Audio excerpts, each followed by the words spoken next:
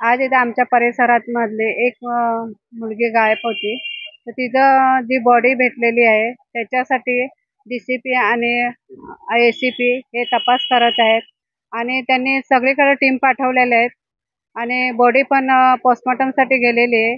ते त्यांचं ते जे काही येईल रिपोर्ट येईल ते आम्हाला रात्री कळवणार आहेत ते, आणि लवकरात लवकर ते ह्याची चौकशी करणार आहेत आणि जे कोणी म्हणजे काय याच्यात गुन्हा असेल काय तर ते चौकशी करून मला सांगणार आहेत. लवकरात लवकर जे काही याच्यात आरोपी असतील तर त्यांना लवकरात लवकर त्यांना शोधून त्यांच्यावर कारवाई करावी ही मी त्यांना मागणी केलेली आहे.